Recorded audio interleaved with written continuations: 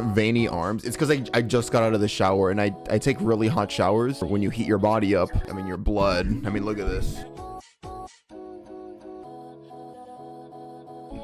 Hello, YouTube. In today's video, we are back. It is 11:23 p.m. I just got done with the 10-hour shift at the hospital. I'm fresh out the shower. I'm exhausted, but I said no sleep. I want to traumatize myself. So here we are. We're back with some rotten mango. 5-year-old child found in the ceiling of a Chinese restaurant run by her own parents. What the frick? I always hesitate to read some of these titles because I'm like, is this gonna get me demonetized? But yeah, just absolutely crazy straight off the bat. We watch things like this all the time: true crime, Vocaloid, short films. Sometimes we play games. It's a lot of fun. So yeah, make sure you follow me on Twitch to join us for moments like this, and also follow me on Instagram and Twitter to stay updated on what I'm doing. Accidentally shit myself a little bit, but that's fine. That's fine. A little shit never hurts anybody. Anyway. Bada bing, bada boom. There are only so many places you can hide inside of a restaurant. But the problem is, almost every single spot is relatively easy to search. The bathroom requires someone sticking their head under the stall. You're gonna be caught. They're gonna peer. They're gonna make sure nobody is hiding, and they're going to see you. The stock rooms, the kitchen, same thing. You get one person poking around, hide and seek is over. There's not that many hiding spots, which leaves just that one door, the steel door. It's like the size of a small closet. It's the freezer, isn't it? It's always been a fear of mine to be locked inside of one of these freezers. The room it's like a small room. And if you step inside and you close that door behind you, you might as well have taken a portal to a different world, because once that door clicks shut, the gasping, the shivering, the numbness, you can't feel your ears, you can't feel your fingers. You're trying to bang on the door to be let out, but you're more clumsy. It's normal, because this is exactly what happens when you are trapped inside of a giant freezer. The idea of working with a freezer big enough for you to walk into and then being trapped inside of one has seemingly become one of the top 15 slightly irrational fears of the everyday person. Yeah, dude. It's because it's like a mixture of other phobias too. Like if you're claustrophobic, that can f you up in there. Fear of loneliness, that can be a part of it. Oh, and usually there's no lighting. Dude, there's no lights. When the door's shut, sometimes the light is set to automatically turn off. You're just freezing in darkness. Am I triggering some of y'all? Dude, I'm triggering myself. I have yet to step foot inside of a commercial walk-in freezer, but I do have random, perhaps intrusive thoughts about being trapped in one. So much so that there are Ask Reddit threads asking people, in the hypothetical world, if you were to be trapped inside of a commercial walk-in freezer for the night, let's say at a restaurant, what do you do to survive? Nobody's nothing, I just die. Coming until the morning. The answers really don't do anything to make you less paranoid. I would take the cold boxes of food and create an ice shelter type of structure. So you want to prevent the blowing air from cooling you down to the point of hypothermia. That's how you're going to circulate your inner warmth. Another professional Reddit survivalist writes, many restaurants have large plastic bags in or on those wire racks. If that's the case, take 2 bags, wrap yourselves in them, utilize your body temperature by breathing inside the bag, but not enough to suffocate yourself. Come out for air every now and then. You'll last 8 hours. One person comments, I worked at a fish and chip shop once. Got loads of pies and food and, stuff back there.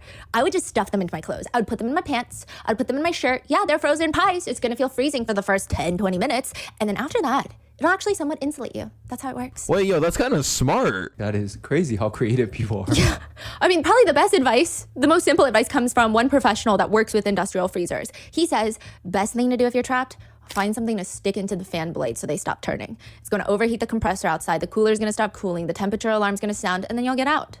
That's actually Obviously, so smart. This is after you check to see if the emergency exit method is not already working. Yeah, take notes. A lot of people report in the restaurants that they work at, it never functions. If you ever find yourself in this position. It is one of the very first places the police officers check for the little missing girl. What if she accidentally walked into the freezer and somehow got locked inside? They start going through the bins, the grocery bags filled with raw meat inside of the freezer. Oh, they're gonna find the girl. They're gonna find. Not here. They check and they double check. Never mind. And when they're done, they walk out of that commercial freezer. I mean, it's clear she's not in the freezer. But that is the thing. Even police have their blind spots. When looking for 5-year-old Ashley, they look everywhere. They look on the shelves. They look under the chair. They look in the bags. They look inside that commercial walk-in freezer. But while they're in the freezer, did they ever think to look up? This is the case of Ashley Zhao, the 5-year-old. Did they ever think to look up? Oh, I mean, yeah, the title is they found her in the ceiling. Oh, that's so sad to think about. What if she tried to like escape the freezing, whatever, the freezer, I mean, through the ceiling, and then she got stuck on something and then froze up there. Oh my God. And she's 5. This is the case of Ashley Zhao, the 5-year-old girl that was found in the walls of a Chinese restaurant. Oh, and she's 5. God damn. I mean, she didn't make it, which is very sad. So like, rest in peace. But hey, the fact that she was a fighter, bro. Like, she fought. 5 years old, and then she maybe tried to escape through the ceiling. If that's the case, I'm not sure yet. Damn. Do you think it was murder? I'd be very shocked if this was murder. And I'd be also very distraught. Now, first, a disclaimer for today's case. There are mentions of CA resulting in death, so please take time if that's too much, and I'll see you in the next one. And secondly, this case is incredibly multifaceted. Any mentions and details included in this episode should not be taken as fuel for like some sick anti-immigration, xenophobic narrative, or just hatred against Chinese people. Looking at you, MAGA, Trump supporter fucks. Anyway, sorry. I always have to take any opportunity to state my hatred for those people. Anyway.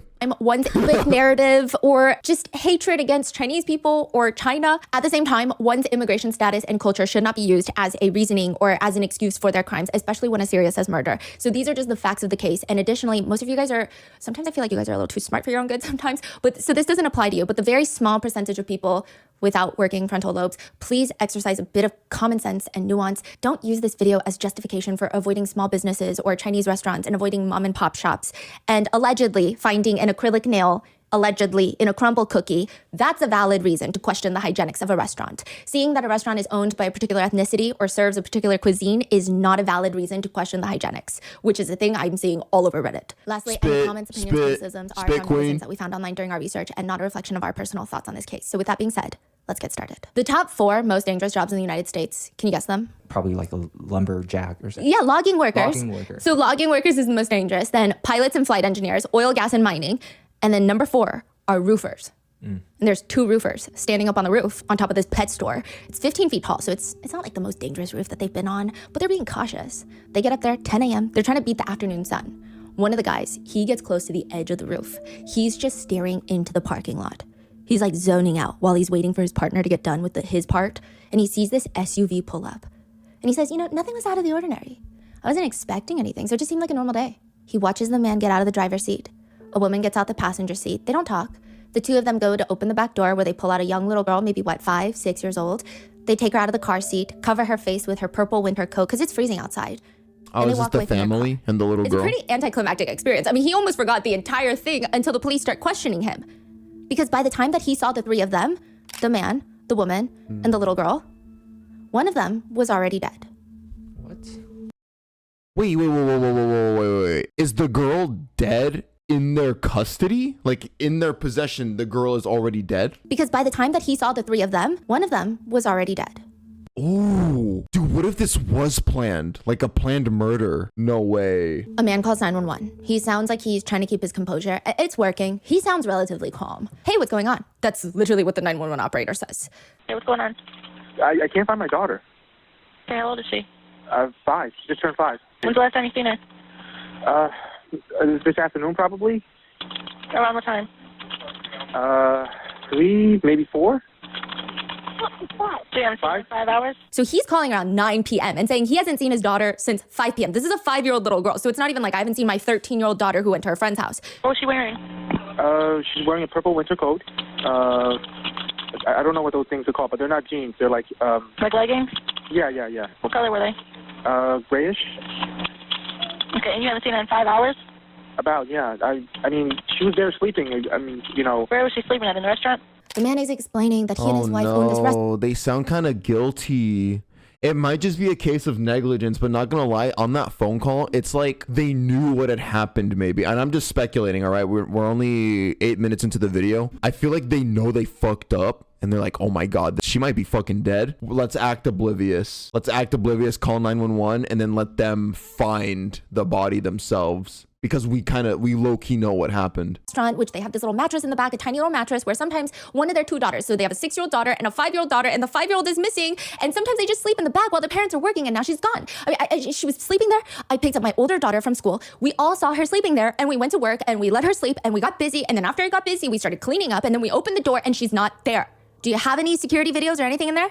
No, we don't have any security cameras in the restaurant. We've been here for 6 years, never had security cameras. But we all saw her, all of us. Like my wife, myself, my older daughter. When we came back, when I picked up my older daughter from school, we all saw her sleeping there. Okay, were there any suspicious people that came into the restaurant at all? Do you think that she could have walked out? Could she have run away? I have no idea. I mean, she was sleeping in the back. It's kind of hard to say. None of your employees had seen her? There's only 2 of us in the restaurant, just myself and my wife. There's nobody else in the restaurant. There's only 3 people in the restaurant right now. Okay, when you guys... So very few witnesses, which is a disadvantage for the investigators. Okay, when you guys left, who was there with you? Who was there with your daughter when you guys left to go get your other kid from school? My wife. I got my other kid from school. So I picked up my eldest kid from school. My wife was at the restaurant with the youngest kid. But when we came back, she's here. The little girl is here. My wife is here. The restaurant is open. The restaurant's always open. I usually open up. I drop my daughter off at school in the morning, and then we come here to open up the restaurant, and then I go pick her up. Okay, right now though, when you left, you said your wife and your daughter left to go pick up your daughter from school? No, I didn't say that. I said that my wife is here all the time.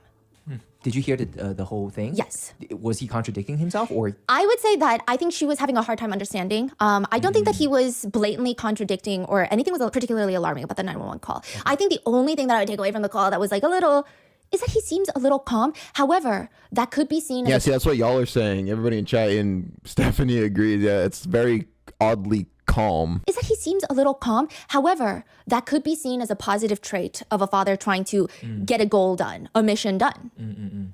When I meant with myself, okay? When I went to pick up my daughter, when we came back, myself and my daughter, not my wife. My wife was here the whole time. When we came back. So your wife hasn't seen her since around the 4 or 5 o'clock either?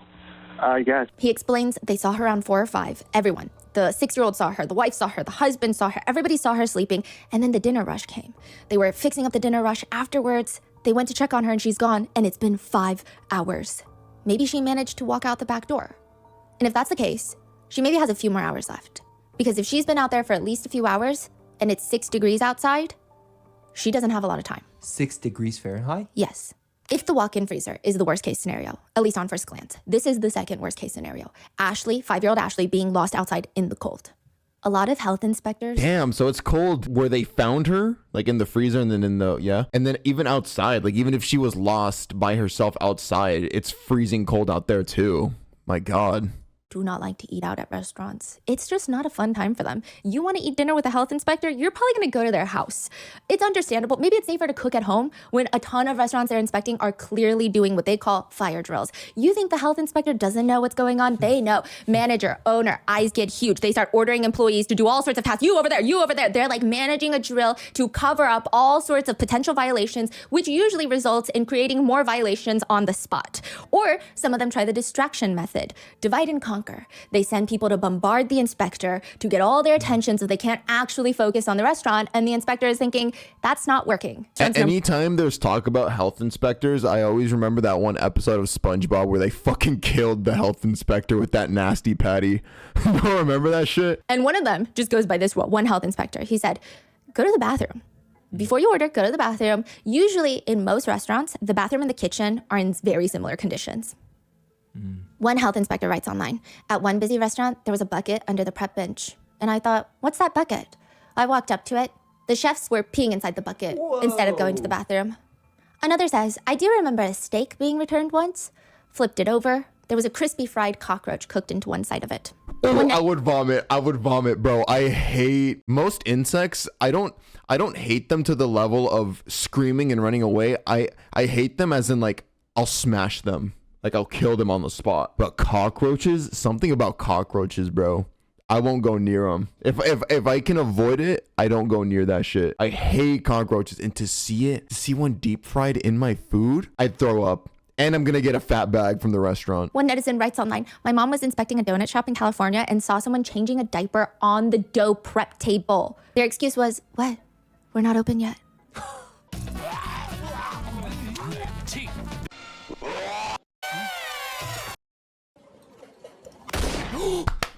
But I love her though. I love her. Considering how bad health inspections can go, Ong's Chinese cuisine in Ohio is actually not that bad. Ong's is a Chinese carryout restaurant, so you don't really go there to sit and dine in. It's you go there, you order food, you get your dank Chinese food, and then you leave. You pick up, you do to-go orders. You have some tables lined up with some menus and like the soy sauce containers with the chili oil containers, but most of the time, you see a row of people standing on their phones waiting for their takeout. Most of Ong's Chinese cuisine violations include chicken thawing on a rack at room temp. Food should be thawed under a refrigerator or running water. Chicken that has been cooked is cooling at room temp. Food should be cooled by placing in shallow pans and placed in the walk-in cooler. And then lastly, chicken has been repackaged into disposable grocery bags. Food that is repackaged must be repackaged into food-grade packaging. These are comments from the inspectors? Yes. Now, regardless, once these problems are fixed, they pass all their health inspections. There's really nothing notable in any of their health inspections, except... Yeah, it doesn't seem like too much of a red flag so far. There's really nothing notable in any of their health inspections, except one that is taken by Inspector Christina, but none of the customers really care for it. January 4th, 2017, she says, while conducting my inspection, I noticed a little girl hunched down in a small toddler chair in the dry storage room. It caught me off guard because of her presence and demeanor. I only thought the owner and his wife were there.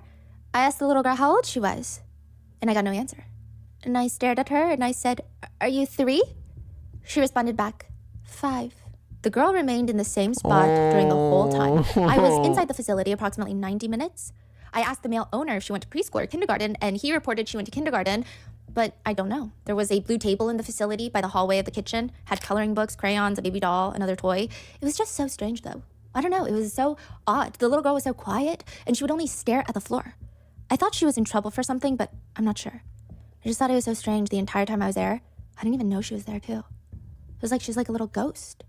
Oh, Is this an interview? so she's like very timid. I hope oh man, I'm getting scared. Like I hope the parents weren't like mistreating her, like making her do labor or something, like clean, like after all the customers are gone for the day. It's like clean all this stuff. I don't know. I'm just thinking as to why she's so quiet and almost scared to speak. But she was so cute. Wait, let me see. Oh. Chair in the Are you throwing the whole time? I was inside the facility approximately 90 minutes. I asked the male owner if she went to preschool or kindergarten, and he reported she went to kindergarten, but I don't know. There was a blue table in the facility by the hallway of the kitchen, had coloring books, crayons, a baby doll, and it was strange the entire time I was there. Okay. I didn't even know she was there, too. It was like she's like a little ghost. Is this an interview? Or is it... This is a written formal statement, an interview with the officer. I see. A few weeks later, that little girl, 5-year-old Ashley, goes missing. Ong's Chinese cuisine restaurant technically has 4 employees. You've got Liang Dao, so Liang, the dad. You got Wait, her name's Ashley, right? The little girl. Ming. That little girl, 5-year-old Ashley, goes missing. Oh yeah. Ong's Chinese cuisine restaurant technically has 4 employees. You've got Liang Dao, so Liang, the dad. You got Ming, the mom. Jojo is the 6-year-old daughter. This is a nickname. This is not her real name, but they refer to her as Jojo, but it's not her government name. And then Ashley is the 5-year-old daughter. So there are the 4 employees of the restaurant. Nobody else works there. It's just the 4 of them and a 300-item menu. And every single person that walks into the restaurant to order, the approximately 5 to 8 minutes that they wait for their food, they will all have very different feelings about this family. 300? A former delivery driver does mention that Ming and Liang seemed like good people. However, I always thought Liang wanted a son. He would say, "I want a son," but he didn't have one, and I think it bothered him. Do with that what you will. Others think it's just a little bit much to run the entire restaurant with the 2 of them. I mean, they do the cooking, they do the front of the house, everything. I imagine the hours are pretty insane. One fellow parent at the local elementary school says, "My daughter was friends with their oldest daughter, Jojo. If they wanted play dates, I would have to bring my daughter to the restaurant." But the family unit as a whole is pretty wholesome. I don't think I ever caught them at a bad moment. This is a direct quote from neighbors. Like, these are direct quotes from people that knew the family. They're always very polite, a little reserved. The family seems very private, but the 2 girls, by all accounts, seem like daddy's girls. But now, Ashley is gone, and the only lead the police have is maybe she went outside. The doors to the back lead to the back parking lot of the plaza. Once you pass that, it's pretty dense wooded area. It's like one of those suburban areas in Ohio where you drive and it's tree, plaza, tree, plaza. Those are the trees. She's 5. Yeah, there's a lot of areas like that in Texas. Obviously in every state too, but I feel like Texas is also pretty well known specifically for that. I mean, she could plaza, tree, plaza. Those are the trees. She's 5. I mean, she could have been anywhere. She could have been taken. We don't know. I mean, has anybody been acting strange recently? Liang, the dad, says, there were 2 guys that came into the restaurant on 2 separate occasions, a few months apart, but twice. I remember because they were asking some weird questions. We thought like they were trying to see which restaurant to target for a robbery. They were asking like, when are your busiest times? How long do you stay busy? What time do you close? But I didn't think anything of it after the second time because it just seemed kind of dumb that they would also ask all of that. And probably they realized that there's not much to rob here, so they moved on. But maybe Liang is wrong. Maybe they didn't come for the robbery. Maybe they were looking for something else. Because behind the restaurant in the woods, the police find their very first piece of evidence, and it's not looking good. A pair of black shoes. Too big to be Ashley's. Adult shoes, like men's sneakers. Over 100 officers are searching the dense woods behind. Interesting. Wait, but how does this tie in? A fully grown man's shoes behind the restaurant in the wooded area? No way was this a planned murder. I'm just really hoping. Okay, I don't know. I'm hoping for the little girl's sake, it's at least. Obviously, it's weird to talk about this because I mean she lost her life, but I really hope it's not a violent death or somebody maliciously putting her in that position. Yeah. Like, at least just let it be, I guess, I don't know, negligence or something. But just nothing violent. Behind the restaurants all night. Men's sneakers. Over 100 officers are searching the dense woods behind the restaurants all night. Civilians are coming out in giant puffer jackets and winter coats to help search. One woman in the car is being interviewed as she's going to search. I just pray that if somebody took her, that they would have the heart to bring her home because I'm sure these parents are in such distress. She was the sweetest little thing. I just loved her so much. Every time I would go in to pick up food from them, she was always behind the counter and she would talk to me. So that night, there was a... Dude, even like, see, everybody thinks she's like such a sweetheart. Everybody's like so emotional hearing about her death. Dude, and I always thought that was so cute too. I used to have a little shop, a little family-owned Chinese shop by my old house where I lived years ago. In the Houston area, and they would also have their son. In this case, it was like a little. He looked maybe like 12 or 11, around the same age. Actually, no, like around 10 or 11 years old. And he was always behind the counter taking orders and stuff. It was so cute. Like I don't know. I just think it's really cute to whenever I see that. Gathering. Pick up food from them. She was always behind the counter and she would talk to me. So that night, there is a gathering in the plaza of the restaurant with all the locals. People are praying. They're comforting each other. They're praying that Ashley makes it back home. And there's at least one person there praying that Ashley will never be found. Do you know how to tell when someone is lying? I mean, there's so many videos on YouTube of FBI profilers. Also, it was a setup. There's probably more than 4 videos on this topic at the very least. But the only way to really tell if someone is lying is to establish a baseline. Figure their unique nonverbal communication habits first, and then see if they change when they're being deceptive. But if you don't have the time for that, look for micro expressions. That's what they say. Tell someone good news about your life and watch for a brief flash of a smirk or a grimace before they smile and congratulate you. And if you catch it, even for like a split second, just know that maybe they're not the most happy for you. Or sometimes it's below the table signs, which actually works. There was a K-drama clip that went viral recently, but there's a reason that it went viral because humans have a very distinct way of communicating. The clip is of a guy and a girl meeting up at a coffee shop. The girl starts crying. The guy gets up to get her tissues, feeling bad for her. But as he's walking back to the table, her back is turned to him. She's still sitting at the table crying.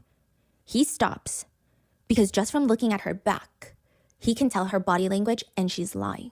She's not actually crying.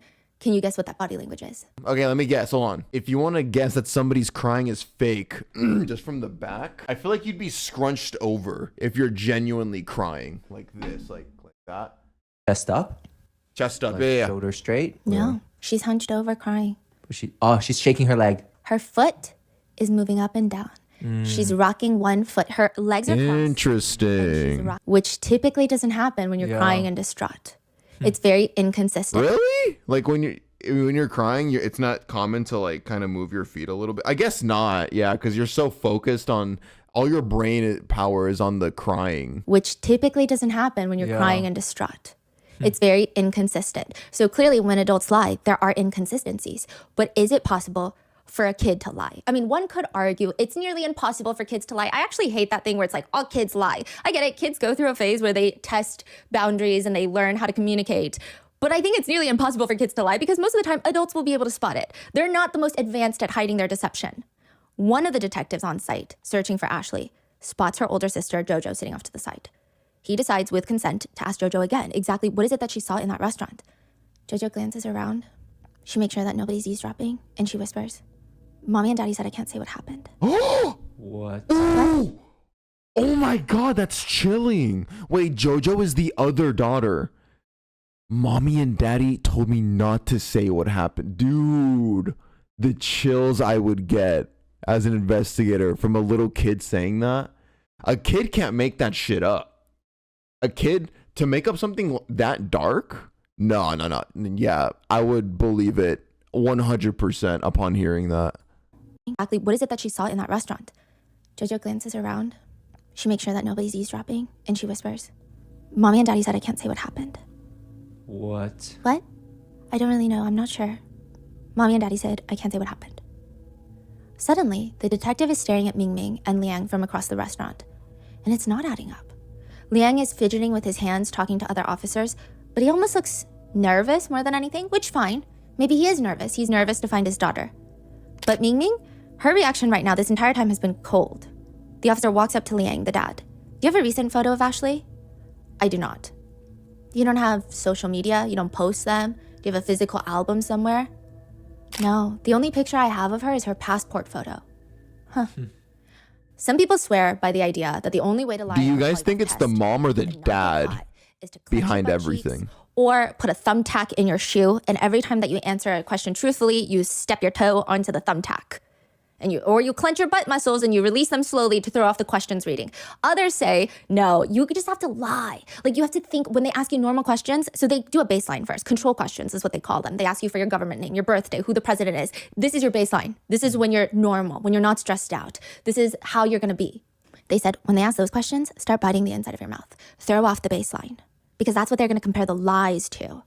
Other netizens say, listen, I've lied on many polygraphs.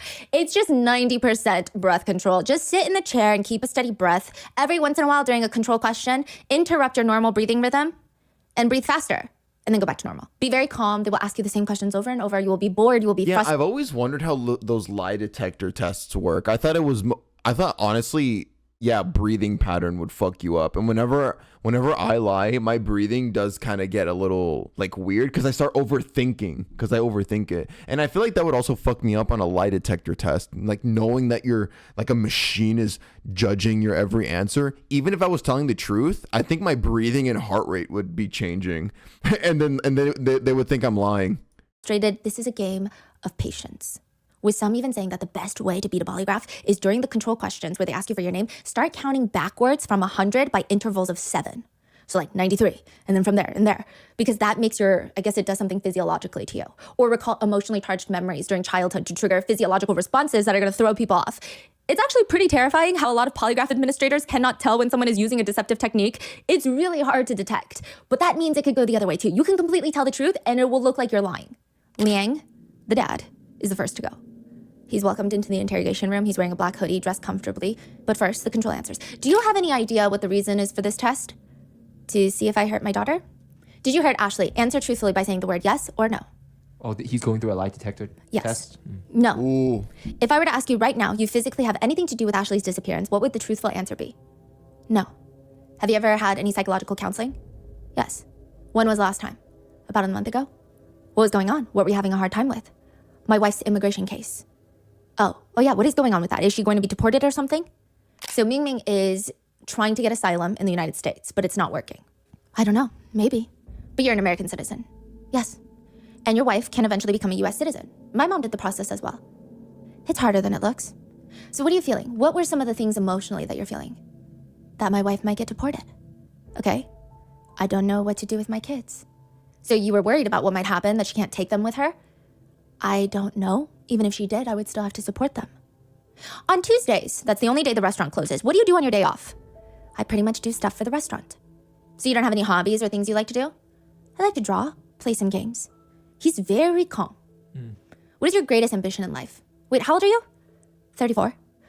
Honestly, I told my wife I gave up on the personal stuff.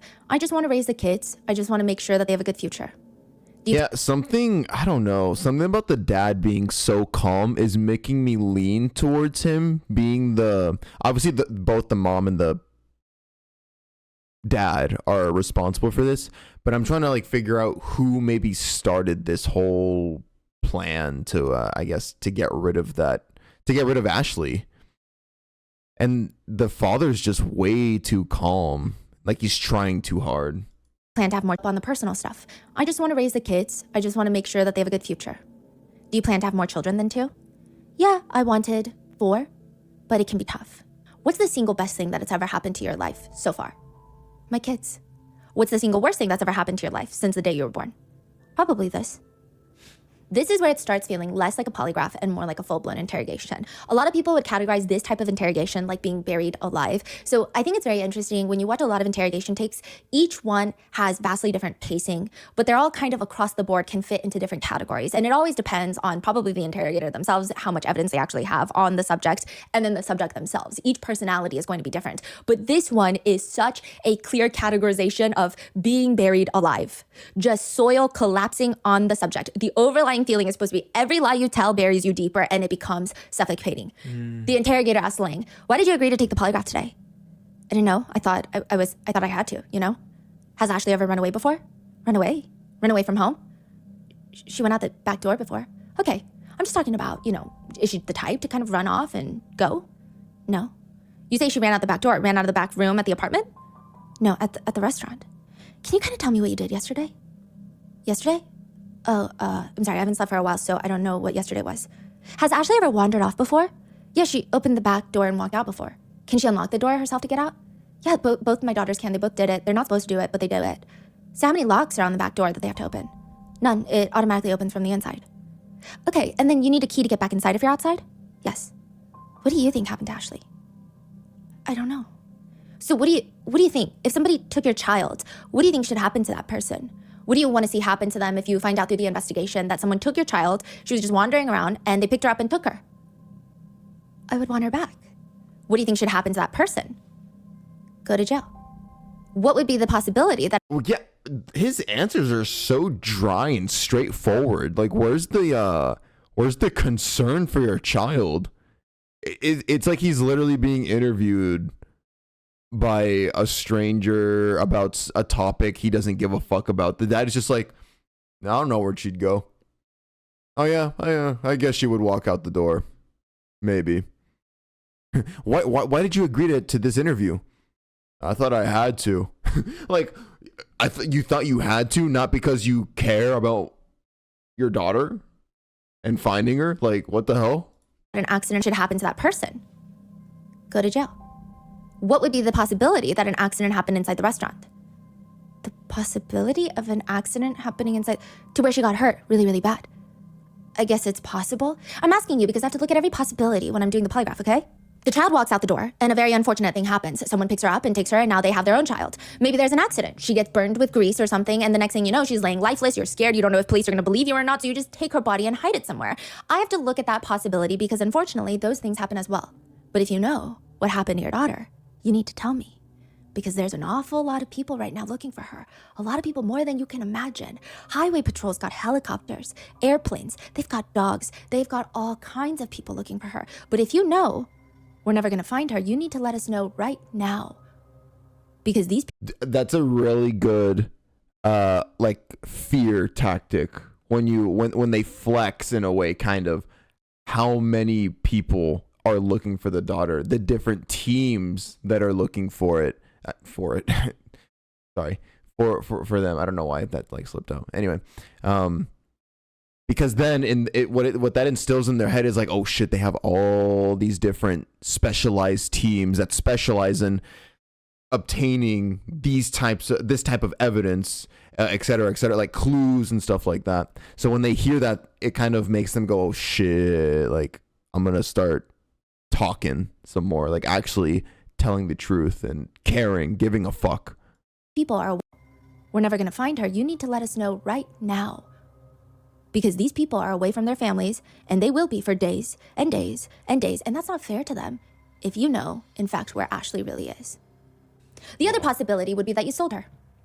What? Unfortunately, a lot of people do this. They sell their own children.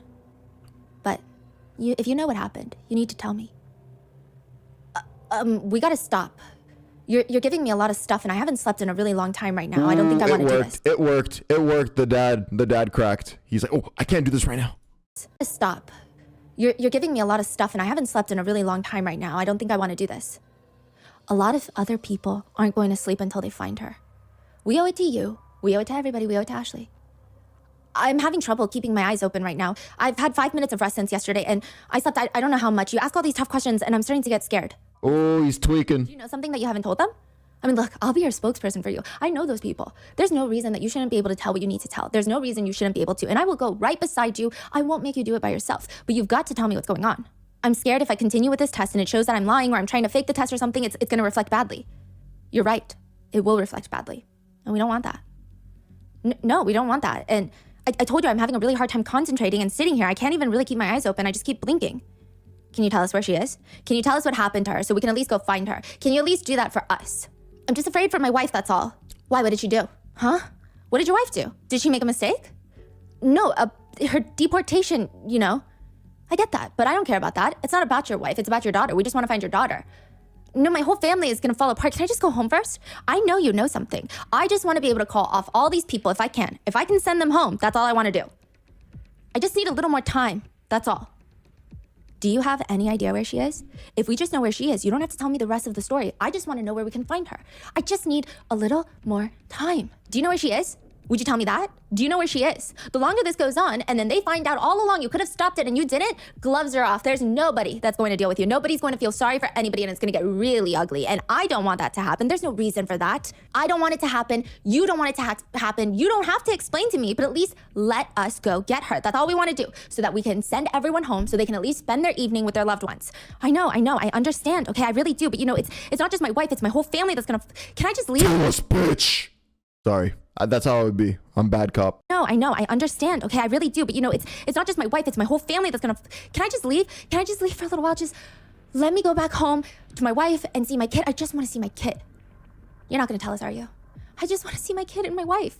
I want to help, but I can't help if you don't help me. I'm gonna reach my arm out to you. I'm gonna reach my hand out to you. Take my hand. I'm here to help you. Look at my hand, it's shaking. It shakes when I'm nervous. But I'm putting my hand out to you. Please. It was an accident. Ooh. We didn't mean for this to happen. He for real cracked right there. At first he was just kind of deflecting. Now it was just like, now he just let it out. It was an accident. Oh my God. We didn't mean for this to happen. What happened? Did she fall? He folded. Something get spilled on her? No. Somebody fall on her? No. Was she playing and she got hurt? No. Just tell us so we can at least go get her. I mean, I'm still gonna go to jail. But what did you do wrong? Why would you go to jail? Because I hit a dead body. Ooh. Oh, dude. Oh, this makes so much sense now for the theory of that the mom's behind it. I can totally see the scenario of, like, you know, the mom kind of being the one that started this whole thing and then getting the husband to hide the body. That would explain the fully grown man shoes in the back. Because I hit a dead body. The police are searching for Ashley in the woods and near the restaurant. They unlock the front door to Eng's Cuisine. This is not their first search of this entire restaurant, but now they know for sure that they're looking in the right direction. They start combing through the entire place again, but this time with a lot more patience. They go through the kitchen, the walk-in freezer, the messy storage room, the tiny closet with the mattress in there. And why is there a ladder propped up against the wall, leaned above where the walk-in freezer is? So on top of the giant commercial walk-in freezer, there's a crawl space. Mm-hmm. And they shine the light. Look, the tiles are not even. Get the ladder. We've got to go up there. So the lie detector test was when was that taken? The next day? The next day. So they've been searching. They called at 9 p.m. That's so chilling. Wait, let's go back. On top of the giant commercial walk-in freezer, there's a crawl space. Mm-hmm. And they shine the light. Look, the tiles are not even. Dude, that's so dark and chilling to think about. Like, knowing what we know now, that they're gonna find the body in the ceiling. It's just so scary to think on the other side of this tile, the second you push it, you're gonna see the deceased body of a 5-year-old poor little girl, of Ashley. Oh my God. Get the ladder. We've got to go up there. So the lie detector test was when was that taken? The next day? The next day. So they've been searching. They called at 9 p.m. They've been searching all night into the day, and the lie detector test is taken. And then after that, this is when the police is going back to the restaurant. I mean, I do think that the police were suspicious of the couple from the get-go, but they're honing in now. They're no longer focusing on the woods. They're inside the restaurant. The first officer calmly pulls down the first tile, places it on the ground. He shines his light into this tiny little crawl space, and it is storage. There's photo albums, wedding photos of Ming Ming and Liang. He starts taking some of them down, and in the back, he sees these few plastic bags that smell. He grabs them Oh. and he opens them as gently and as quickly as possible. And inside he sees skin, Oh. dried fish skin. And Oh dried my God. Stephanie, don't do that to me. She sees skin, dried fish skin. Oh my God, bro. He shines his flashlight deeper into the crawl space, and now he's like, there's really nothing left up here. I'm so confused. He sees in the very back, shoved deep into the crevice of the crawl space, is a bussing container. Like, you know those gray plastic containers that in restaurants they use to take the dishes off the tables? Those little plastic tubs. Yes, like when you, yeah. So this is all above the ceiling, you're saying? It's like a tiny little crawl space, like a mini attic, but it's not even really an attic. So the ceiling is flat. It's one ceiling. But because the freezer is not tall enough, there's a crawl space above it. For some duct, Oh. I like see. a little bit of space, maybe like a cabinet. So it's they not like connect the- it's not the freezer to ceiling. and that's a little. Yes. So they're going through that, and he just sees that bucket left. So he starts slowly pulling it towards him. It just looks like more storage. He pulls it closer and closer, and he hears like a shaking noise. It's salt. It's like filled with salt and just placed up here. Kind of weird, but I mean, maybe it's not the most hygienic restaurant. They brush away some of the salt, and inside is a black plastic bag. And inside of that, in a fetal position, is Ashley. All the major oh my news networks God, dude. and inside of that, in a And what makes it worse, like, just more crushing. I mean, look how small it is, man. It's small because she was a baby. And then in the fetal position. fetal position, some of the salt, and inside is a black plastic bag. And inside of that, in a fetal position, is Ashley. All the major news networks in Ohio are reporting breaking news. We have confirmed here at the scene that 5-year-old Ashley's body has been found inside of her parents' restaurant. So continuing with this timeline, people are just trying to add 2 and 2 together now. That means that for 8 to 9 hours, Ong's restaurant has been fully operating, serving customers, cooking, while the owner's deceased 5-year-old daughter was in the back. The forensic pathologist has to remove Holy all the salt covering fuck. Ashley's body, all those little white specks. They conclude that the cause of death is blunt force trauma to the head and the torso. What did I say, man? What did I say earlier in this video? I said, at least don't make it be a violent, painful death. And they find trauma to the head. Lock these parents the fuck up, bro. I don't want to, nah, fuck y'all. Rot in prison for life. They conclude that the cause of death is blunt force trauma to the head and the torso. A lot of the officers did not like the parents from the get-go. One even goes into detail in his report. Eyes were not bloodshot, no crying and mucus from the nasal cavity. They just think, that's not how you act when your child is missing, unless you're not their parent. Ming Ming and Liang have been telling Ashley for months, I am your mom. This is your dad. That person is not your mom. Stop calling them your mom. I'm your mom. But it is not clicking with Ashley. Every time she sees Ming Ming and Liang get intense about all of this, she starts crying, she starts acting out. Ming Ming explains to the officers, it's because Ashley was raised by Liang's parents, her paternal grandparents, ever since she was young. Ashley literally thinks that Liang's mom, her grandma, is her real mom. Gee, I wonder why, bitch. I wonder why she would see an actual caring female figure as her actual mother. I need to talk to her, to explain to her, I'm your mom. Grandma is daddy's mommy. It's not your mommy, I'm your mommy. You are from me, from my belly, okay? It's so hard to talk to her when she's not even 4. Ming Ming and Liang are sitting in separate interrogation rooms now in the police station. Ashley's body has been found. At first, Ming Ming tries to, not very convincingly, but attempts This is the first time we're seeing the mom on video, right? We've seen pictures, but this is her in the interrogation room. to try in the police station. Ashley's body has been found. At first, Ming Ming tries to, not very convincingly, but attempts to try and tell the investigators that maybe someone brought up the idea that perhaps Ashley was taken. She says, I don't know. The lady told me she thinks someone took her. So this is next day. The body has been found. Both parents are in the police station, and she hasn't been told that the body is found. I see. In Ming Ming's interrogation room, there's a female and male interrogator, as well as a female Chinese translator that will come in and out. The detectives try to explain how he sat with Jojo alone to ask her questions, and he asks Ming Ming. And it's very interesting. Ming Ming has her hands placed on the table. They're folded. It's almost like she's in a work meeting. Do you know what I asked your oldest daughter? I asked her, I said, where's your sister at? Do you know what she told me? Mommy and Daddy don't want me to tell you what happened. No way. She's not gonna say that because Okay. Can I tell you something else? You want me to tell you? Sure. Okay. You want? We found Ashley. Okay. Where's Ashley? She's deceased. What? Do you want me to tell you where we found her? You want to tell us what happened now? Oh, it's always so interesting to see how they lie about how they fake react to for the first time hearing that that their victim is dead. I Do you want me to tell you where we found her? You went to tell us what happened now. I don't know.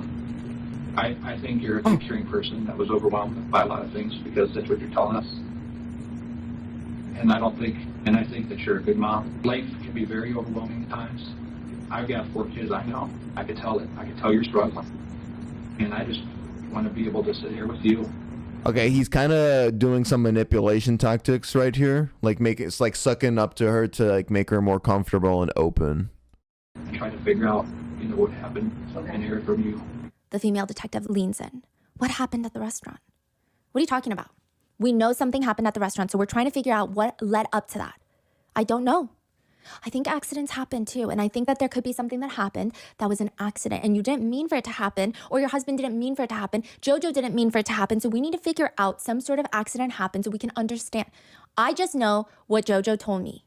How do you think she's feeling right now? This is the male detective. I don't know. You're a mom, a caring mom, and you got a little girl that needs you and looks up to you. I'm not a caring mom. She said, I'm not a caring Yeah. mom. All right, she had to correct the record on that one. She's just immediate correction. I'm not a caring mom. I mean, thank you for the self-report, I guess. Why do you say I'm the caring mom?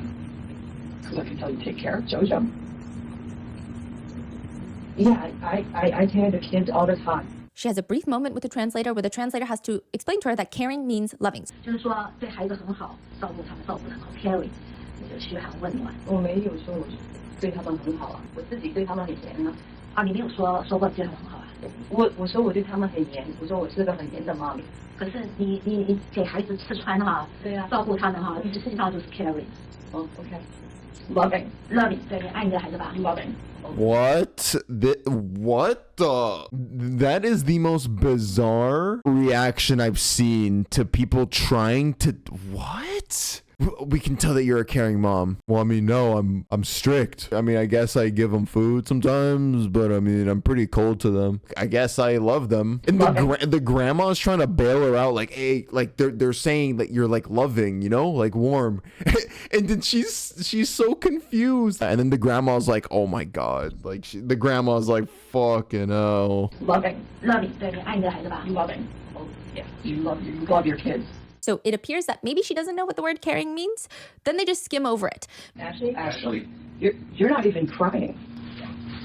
I can't. Why? Because I can't. I don't have any wallets anymore. I understand that. That's one thing you and I both understand. Okay.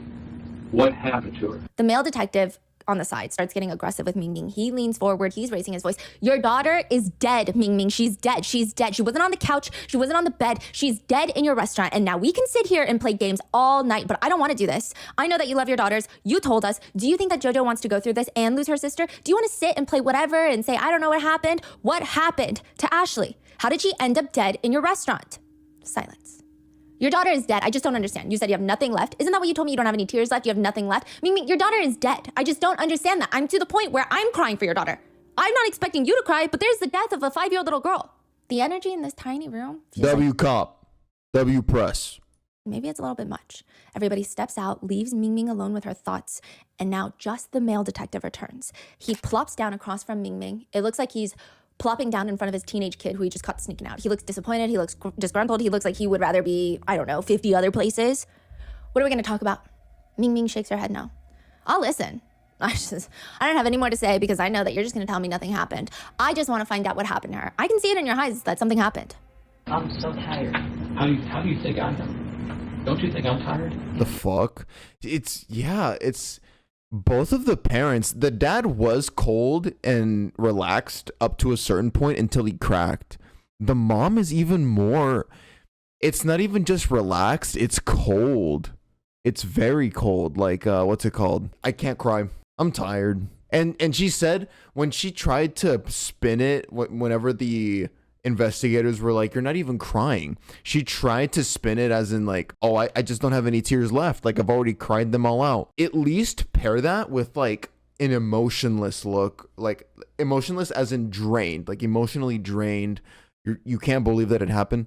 She said it just like, I can't cry. No more water. See, no water is falling out. I'm out. Sorry. Like, bro. Don't you The think nerve I'm to tired? say I'm I tired was at too. home with my family last night, okay? I didn't get no sleep. So I woke up yesterday, Monday morning, 5:30 in the morning. I haven't been to bed since, okay? My job is to help people, but also give people closure, okay? Your husband called me because your daughter was missing. That's a report that I got, okay? I left my family because it's important to me to come to help you find your daughter. They are facing off in the interrogation room. Usually, the interrogators try to sit on the side. Sometimes you'll have one interrogator in front, but always someone to the side. This detective is closing in on her. He's sitting square in front of Ming Ming. He's got his arms reaching about halfway onto the table. It's a tiny little table. He's looking Ming Ming straight in the face. He's not letting her look away. She's resting her elbows on the very edge of the table, and she is also not leaning back from his gaze or his very intense body language. She's just staring right back. What happened to Ashley? How did she die? Yeah, kill her. She's gotta be sociopathic. This is unhinged. I almost got chills from that. I hate her. Like, I just hate her. There's no other way to really explain what I feel right now. She didn't even see them as human or something. I killed her. Yeah. Yeah, kill her. What happened? How did she die? Just kill her, and she died. How did you kill her? Did you hit her? Did she trip? Did she fall? I don't understand that, sir. Okay. Did you hit her? Yeah. Okay. And she's not breaking eye contact. Oh, what a monster, dude. What an unhinged psychopath. Just looking straight into your eyes. I killed her. Did you hit her? Yeah, I hit her. Not even like that. I feel like even me being like trying to act emotionless right now, I think even I'm still expressing more emotion than her. It's so muted. How'd you hit her? How? Yeah. Use hand to do that? Okay. Yeah. Is that what happened? Yeah. How many times did you hit her? I don't know. What happened after she died? After she will die, Yeah. she What just happened? died. Okay. What did you do with her after you died? After you died? Nothing. Just leave her there. Or okay. She says, I told my husband to take care of it. I need to take care of everything from the restaurant. Okay, yeah, so we were right. She did instruct the husband to take care of the body. Only have 2 hands. I'm not 4 hands, girl. I'm 2 hands. I don't want to do that to Ashley, but you can't control yourself sometimes. Sometimes if you do it 1 time, that means you have to do it 2 times. If you do it 2 times, then you have to do it 3 times. I don't want to do that, but I can't control myself. Meanwhile, Liang, the dad, is in the next interrogation room over, explaining, my wife, she's not a bad person. I mean, I married her. I wouldn't marry her if she was physically abusive in the beginning because, see, my daughter, she's 6 years old, Jojo. Wow, that really does not help. If only he could hear what this bitch just said in the room next door. I don't think you want to be calling her a good person, buddy. She's a demon. Took care of both of us for 6 years. Not once did my wife physically abuse Jojo out of anger or anything like that. We spanked her if she did something wrong, but nothing like the bruises on her or like all over the place that you found on Ashley. My wife is a good person. I know it's very hard to believe seeing Ashley, but look at Jojo. Look at Jojo.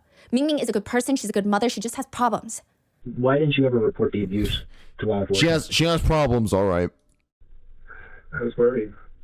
Scared that that's gonna take my wife away. Well, how bad? I mean, what kind of abuse are we talking? It's not like initially so bad. If it was initially so bad, I would probably report it, but just, it worked. Escalated? Yeah, and then at that point, I was like, she got so much bruises on her. I can't call it in anymore. Well, would she twist her arm? Would she kick her? Would she hit her? What happened? Pretty much all of it. Twist her arm, kick her, hit her. But never touch Jojo? No, not once. He explains that Ashley was raised by his parents for the first 4 years of her life. And since Ashley got back, maybe not even a year ago, it's been rough. He says that his parents call nonstop. They send relatives over to tell Ming Ming that she's a horrible mother. He says, my mom started telling my wife that she's doing it wrong, that she's raising Ashley wrong. That kind of got to my wife because it's, your own daughter. And then your mother-in-law's telling you that you're not doing it right. You're not supposed to be doing what you're supposed to be doing. That's one thing. And then you got to look after your own daughter. She's 4. She's not potty trained. She doesn't know her last name. She doesn't know if she's a boy or a girl. And the list goes on and on with all these things. And she finally knows that she's a girl because we taught her that and we taught her last name. But initially, Oh my God. Yeah, they were just neglecting this child. She didn't know, she wasn't potty trained at that age and didn't know she was a girl. Oh my God. When we got her back from my parents, she didn't know. And combined with the fact that my mom kept telling my wife that she's doing it wrong and seeing how Ashley was actually raised, the combination of the two just made my wife really angry. And the more my wife saw Ashley being that way, not being able to be potty trained and just getting angry, it's always when Ashley does something that Ming Ming gets triggered by. She still doesn't know to potty in the bathroom.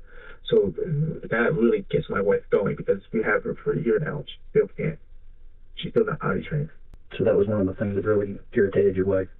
Yes. He tries to argue that every time Ashley Yeah, how dare this 4 to 5 year old girl not be potty trained? I'm gonna be mad instead of, you know, addressing the root problem, which is me not having taught her. Fucking, where's that speed? I'm gonna put that speed gif on the video when I edit it. Getting mad at her, at a little toddler for a problem you're responsible for. He tries to argue that every time Ashley would not be potty trained, it's a reminder for Ming Ming about her mother-in-law criticizing her. As for what happened yesterday, Liang tells the full picture, whereas Ming Ming doesn't. Liang says that he went to go drop off Jojo from school. He comes home and he recognizes that Ashley had defecated in her diaper. So she pooped in her diaper because she's not potty trained. And which, by the way, I've got a very firm stance. If your child is not potty trained, that's on the responsibility of the parent. It's not the child. The child does not potty train themselves. She pooped in her diaper. And then I think she was so uncomfortable with the poop in her diaper because obviously it's not a great sensation. She took off her diaper, which led to some of the poop falling onto the floor. Liang walks in. Ming Ming is smashing Ashley's head into the carpet.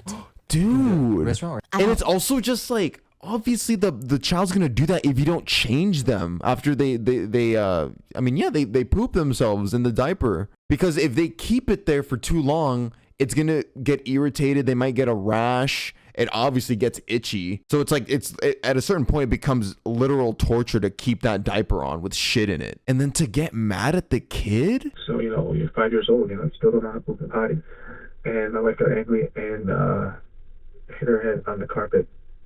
2 times. And initially she was breathing. She was still breathing then. And did you see your wife do it? Yeah. She stops. They let her be. She's making these snoring sounds.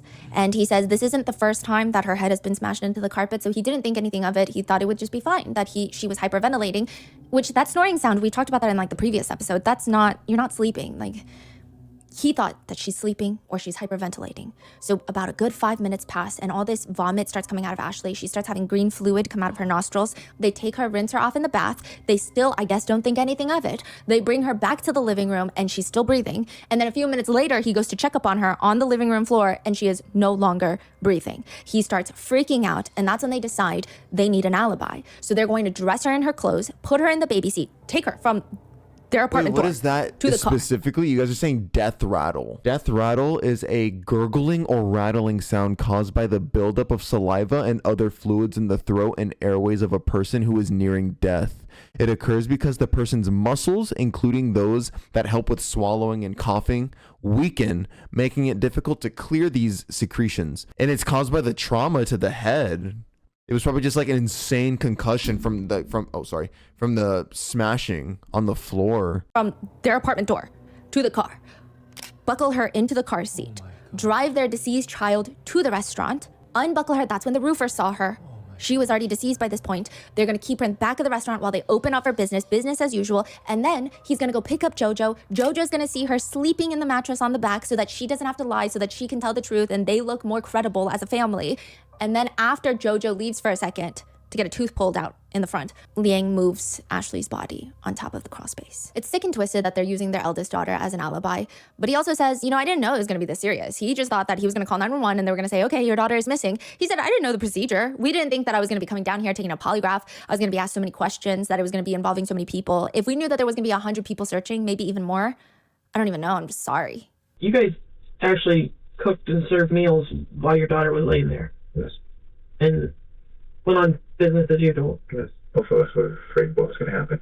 If we did, we were afraid that we're going to lose our daughter, we're going to lose our family, the restaurant, the house, that we're getting, everything in our life that we worked so hard for the past 6 years. This was going to be gone. See, he is so acting like he's so nice, right? Yeah. He's saying, I didn't know, my wife is nice, I'm just cleaning up, I'm scared, this and that. He doesn't even care. The daughter died. Yeah, later he keeps calling Ashley it. Did you and your wife both agree on putting her there in that container? I mean, we talked about places and I said this is probably the best place to do it. You know, it's well ventilated with the salt in it and we're not going to be worried about the temperature because it's cooler up there. Now, side note, there are speculations by netizens, and as someone who knows a lot of people close to me that are autistic, there are speculations that perhaps Ashley was on the spectrum. At one point in the interrogation with Liang, the dad, he shows the police how Ashley was standing, which seems to irk him, to the point where it sounds like he's almost justifying their abuse to Ashley in some regard. He says, this is how she would stand. I don't know where you get that. I don't know how she did that, but my mother never corrected her, and this is not how a person stands. So he stands up in the interrogation room. He takes off his hoodie for this demonstration. He stands on his tippy toes, and his arms are bent, and a lot of people with autism call them like T-Rex arms. And they could be indicators for younger children where maybe diagnosing is a little bit harder. This seems to be something that some doctors who specialize in the diagnosis look for, and that her hands would be kind of bent at the elbows and then bent at the wrist with her hands kind of flapping forward.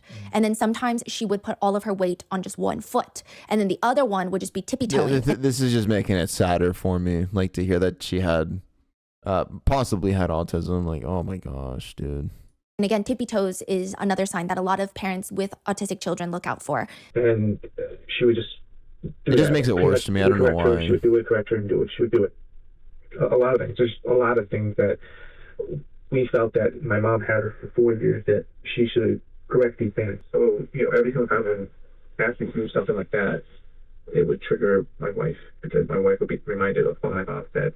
And he says that's the reason that Ashley was getting abused, whereas JoJo wasn't, because when they got Ashley back from his parents, they said there were so many, quote, problems that Ashley could not feed herself. She was still in diapers. She didn't know how to use the restroom by herself. She was not potty trained. She didn't even know how to go into the refrigerator to get something. One family friend said, I've seen Ashley. Yeah, I wonder why she didn't know how to do all those things. Oh, wait, yeah, it's because her parents are absolute pieces of shit that deserve to rot in hell. Issues there was not potty trained. She didn't even know how to go into the refrigerator to get something. One family friend said, I've seen Ashley if she was thirsty or wanted something, she would walk to the refrigerator, point. They would have to walk to the refrigerator, open it, and then she would point to what she wanted. She was still in a high chair because she didn't know how to use eating utensils, hold a cup. And again, I just don't know why any of the adults, even this family friend, is talking about it as if it's something wrong with Ashley. I don't think anything's wrong with Ashley. And if someone is upset by, I guess, maybe her development, it's up to the parents to work on that. I think it's crazy that they're talking about her like she's weird, like something's wrong with her, when nothing is wrong with her. They would say, she's a kid. She's literally 5, bro. Like, I need to hammer that into those parents' heads. She's fucking 5. Not 15, not 16, not 18. 5 years old when you are still 100% reliant on your parents to teach you everything, basically. Things like, so they're talking about her like she's weird, like something's wrong with her, when nothing is wrong with her. They would say things like, so Ashley was almost like an infant in a 5-year-old's body. And again, they're almost placing the blame on Ashley when it's on the parents. Liang says, we would have to feed her, like even a regular piece of sliced bread, it would take her over half an hour to eat. My mom had her on a liquid or semi-liquid diet. She has problems processing solid foods. That's why it takes her so long to eat. Clearly, they have no intention of getting her help, though, because he says, we didn't take her to the doctor. We were afraid because the doctor would see, that she's bruised all over the body. Interestingly enough, a lot of people don't even know that they have 2 daughters. A lot of them only know JoJo. And there are speculations that because maybe Ashley was not what they perceived as neurotypical, they didn't want people to know that she was their daughter. Yeah. And it's kind of gross because in Liang's interrogation, he continues to state that, yeah, okay, fine, Ming Ming's going to jail, I'm going to jail, but guess what? I don't want JoJo to be raised by my family. I want her to go into foster care. He said if JoJo is raised by his family, they're going to turn out the way Ashley did. He says JoJo's going to turn out the way Ashley did. He says, I just don't want my family to raise my kids. I'm just afraid they're going to turn out like Ashley and then my wife is going to hate her.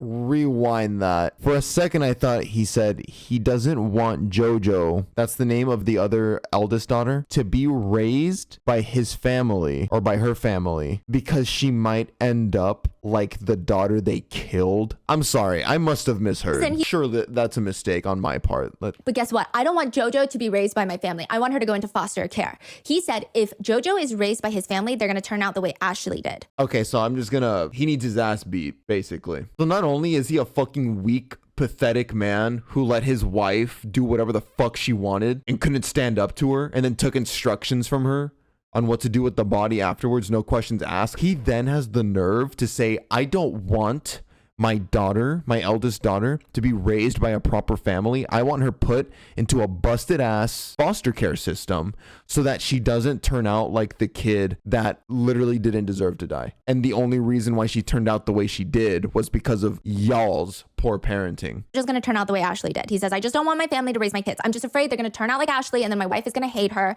And even as he's being taken to prison, he says, I just don't want my mom to have contact with my oldest daughter, Jojo. Okay? Not that she's a bad person. It's just what happened with Ashley. I'm really afraid she's going to raise Jojo the same way. In prison, in jail, the couple have turned on each other. Ming Ming's attorneys have accused Liang of harming both Ming Ming and their two daughters. Those allegations did not come back up in court, but Ming Ming confided in a psychiatrist in prison that Liang was the one responsible for Ashley's death. She claims that she was instructed by him to tell the investigators that she was the sole person responsible for Ashley's death. Some netizens actually can agree with this theory because the way that she's confessing in the interrogation, it's vague and it's like, I killed her, let's get it over with. I did it, get me. Oh, you're saying she did all she said was she killed her with hand. Yes. And she didn't give any more details. Yes. Every detail is from him. Oh, really? I thought low key I was getting the vibe that it was the opposite. Like maybe the wife just did what she did on her own accord and then the husband went along with her word after. Yes, and then some netizens are digging deeper psychologically and saying perhaps even her flippant attitude. So a lot of people, when they first see the interrogation, it's like, wow, this lady is crazy. And she is crazy, right? Yeah. But some people think, what if she thinks she's doing something for her eldest daughter? Like she's taking one for the family. Yeah, I think she's clearly crazy, but I think the husband's more scary. Yes, terrifying. Everything, the whole way he carried himself. Like my wife is such a good person, but also she murdered our daughter in cold blood. Yeah. He's in his mind. The story he tells is, "Oh, I love my wife and I'm protecting her." Okay, that is interesting. It's like he's trying to play the savior almost, or like the one that's like, "Oh, I feel pity for my wife. Oh, like I'm the good guy here." But also, yeah, she's kind of a monster. Yeah. I actually didn't notice that. So he was also very calm since the beginning. That believe, and again, nobody is feeling sympathy for Ming Ming, but they're saying that maybe Liang is the one that killed the daughter, and perhaps Ming Ming took the fall because Ming Ming is not in the US legally. So she doesn't have her papers. Yeah. And so maybe she thought either way, if he goes to prison, I'm going to get deported and then Jojo's going to have nobody. So what exactly did she say? She said he killed the daughter. Yes. And that he has been abusive to not just her, but also the daughters. And he threatened her, if you don't take the fall, you're going to get deported and Jojo's going to go into foster care and I'm going to go to prison. And then now she's crying. Okay, yeah, this is very interesting now with everything that Stephanie and her husband just said. Been abusive to. I thought this guy was just kind of an airhead pussy, but now looking at him, yeah, from the beginning, he's always been so calm and collected, even in this picture. So maybe he was the mastermind behind this stuff. Jojo's going to go into foster care and I'm going to go to prison. And then she says that she originally took the hit for it until she realized that he requested Jojo to be sent off to foster care regardless. And the netizens who believe this theory, not, again, no sympathy for Ming Ming, but they have scoured through the Ong's Chinese Cuisine restaurant Facebook page. There are just back-to-back posts of Liang running that page and saying, sorry, we're closed today because my wife is sick. My wife is sick. So people are commenting, very odd that this place was closed so many times due to his wife being ill. They thought maybe he was being abusive. Now, October 12th, 2017, initially Ming Ming pleads not guilty to murder by reason of insanity. She ends up taking a plea deal. She pleads guilty to involuntary manslaughter and other charges. And under that plea deal, she has been sentenced to just 22 years in prison. The judge says the horror of being beaten by her own mother. So they were like in their 30s, right? 33, 34. I forgot their ages. So for 22 years, they're going to be middle-aged, basically. The judge says the horror of being beaten by her own mother. I use the word mother with great pain when talking to you. It's insulting for mothers who do what they're supposed to do for their children. 100 years would not be enough. So why 22 then? It's likely because she is going to be deported back to China right after her sentence. In 2040. Meanwhile, Liang is serving a 12-year sentence for his part of the crime. He will be eligible for release in 2030, which netizens are 12 years only. He got 10 years less. And here we are suspecting that he was the true mastermind. Because in a way, it kind of does make sense for him to have manipulated the wife, like to be holding over her head. Hey, you're not legal. You don't do this shit. You're getting deported, bitch. I don't know why. I can totally see the husband doing some evil shit like that. Very upset year sentence for his part of the crime. He will be eligible for release in 2030, which netizens are very upset by because during his only 4 years left. He says, let's say I went through with this and I didn't get caught. I'm going to be looking over my shoulder for I don't know how long because a dead body is there that I eventually have to get rid of. And if you put it in the ocean, the tide can wash it back. If you bury it, animals can get at it. Someone can find it. If you burn it, there's a chance someone is going to see you because it's going to be a very big fire. You're not going to do it during the day. You're going to do it during the night. So when you're burning a big flame at night, someone is going to see it. We thought about all of this. And honestly, we weren't really too sure what to do after that. One officer writes in his report, during the interview with Liang Jiao, he shows no remorse for Ashley. The only time he showed remorse for was when he found out that he would not be able to see his daughter Jojo. Even during his sentencing, he tells the judge, a year ago yesterday, I lost my daughter. And he says nothing of any substantial value or emotional substance. He continues and takes a weird turn. No one is going to remember my daughter. No one. The people in my family, I don't want to be rude, but none of you remember her. None. It's so strange. And it's just left. I mean, it sounds like he himself doesn't even care about her. So what the fuck are you talking about? Writing, they look so nice. They seemed like good people. Others writing, I remember this case. I was a new mom and I couldn't even fathom someone being able to do something like that. We all prayed together in front of the restaurant and left flowers and stuffed animals. They actually demolished and rebuilt the strip. Somewhat of a wholesome ending is like, because they were from a small town, the community was very strong there. And the community around them cared more about the daughter than the parents themselves. Look at that. In front of the restaurant and left flowers and stuffed animals. They actually demolished and rebuilt the strip mall not too long after it happened, but we're never going to forget that poor baby girl. Another comment reads, if your child isn't potty trained at 5, that's completely on you. That is the responsibility of the parent, not the child. She was probably under constant stress that she had that little bladder control. This detail I'm about to describe is why I really believe they both deserved more time. The husband got a sweet ass deal. 12 years only for this shit. It's how much thought went into making up an alibi. So it's like they transported the body from somewhere else to the restaurant.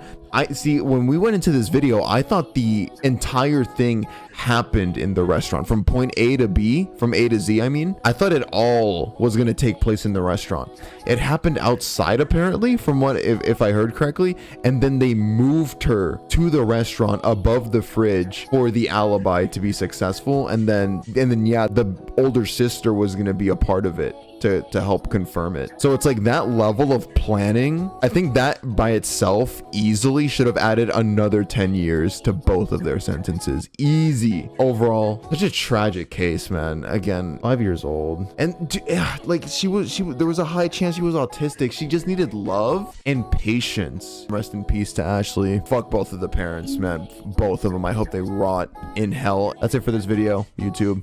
Thank you so much for watching. Thank you to the beautiful woman on screen, Stephanie, for feeding us true crime stuff like this and making it somewhat more palatable. Love you guys. Goodbye.